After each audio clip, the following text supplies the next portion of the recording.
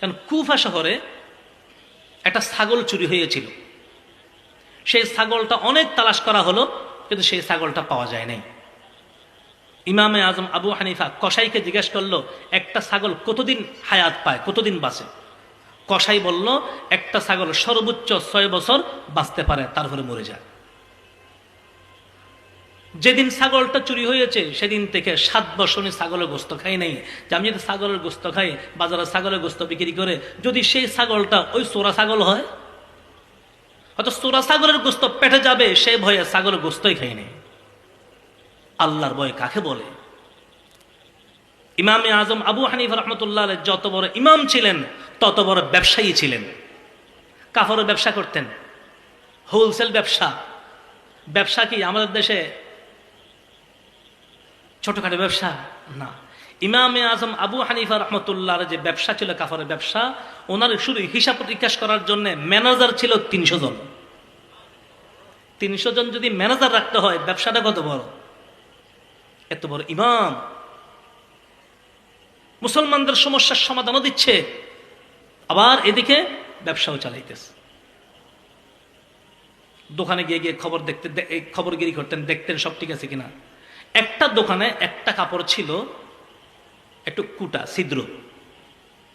কর্মচারীকে বলে গেল, এই কাপড়ের মধ্যে একটা দাগ আছে, ছিদ্র আছে, এই কাপড়টা যদি কেউ নিতে চায়, দাম এত কম দিবা এবং দেখাই দিবা যে এই কাপড়ের ছিদ্র আছে, মনে চাইলে নিতে পারেন, নিলে দাম এত টাকা কম হবে। ইমামে আজম দোকানে আসলে ওই কাপড়টা দেখতেন, দেখে যে এখনো আছে। একদিন আসলেন, দেখলে কাপড়টা নেই। এই কাপড়টা কই? ও হুজুরটা বিক্রি করে দিয়েছি। বিক্রি করেছ? কাস্টমারকে কি বলেছ সেই কাপড়ে যে ছিদ্র ছিল? ইন্না লিল্লাহ, হুজুর আমি তো বলতে ভুলে গেছি, আমার সাথে স্মরণ নেই। ইমাম আজম বলতেছেন কর্মচারীকে, হাই তুমি তো আমাদেরকে শেষ করে দিয়েছ, আমাকে তুমি শেষ করে দিয়েছ। বলো সেই ব্যক্তি কিরকম ছিল, সেই ব্যক্তির আকৃতি কেমন, দাড়ি কেমন, মাথা কেমন, চেহারা কেমন, কাপড় চোপড় কেমন ছিল, কতক্ষণ আগে নিয়েছে, এই সব উনি জিজ্ঞেস করে কত টাকা বিক্রি করলো, টাকাটাও সাথে নিয়েছে। এবার তিনি ঘুরে ঘুরে ঘুরে ঘুরে এই চেহারার মানুষ তালাশ করতেছেন। ইমামে আজম নিজে ঘুরে ঘুরে সে মানুষ তালাশ করতেছে যে কাপড়টা কে কিনলো।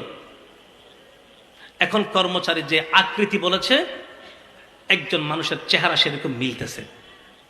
ওনার কাছে গেলেন যে আপনি কি আজকে কুফার শহরে কোন একটা দোকান থেকে কাপড় কিনেছেন?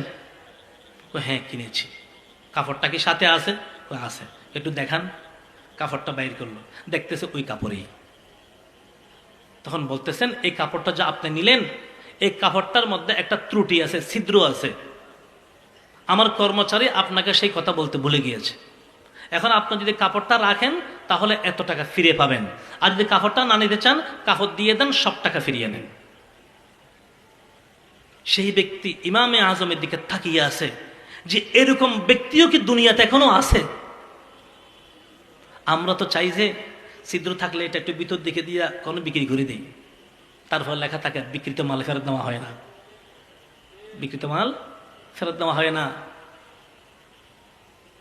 ইমামে আজমের তাকওয়া।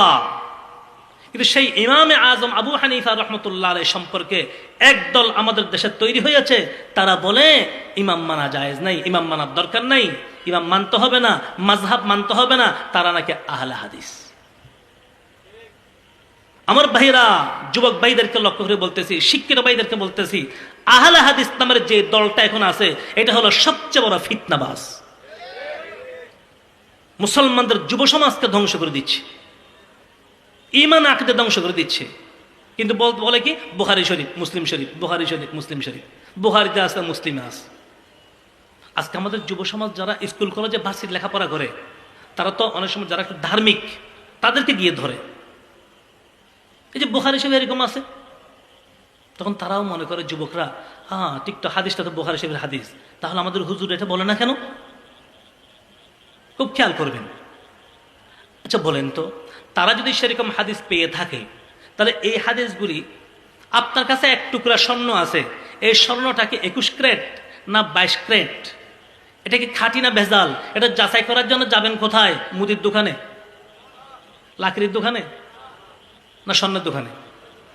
স্বর্ণের দোকানে গিয়ে যাচাই করতে হবে এটা কি 21 ক্যারেট না 22 ক্যারেট, খাঁটি না ভেজাল। সেখানে আপনার লাকড়ির দোকানে নিয়ে গেলে কাজ হবে না। আপনি একটা হাদিস পেয়েছেন, ভালো কথা, এটা কি সহিহ হাদিস না দুর্বল হাদিস, হাদিসটা কোন পর্যায়ের, এগুলো সম্পর্কে জানবে কারা? যারা হাদিস বিশারদ, যারা হাদিস নিয়ে গবেষণা করে।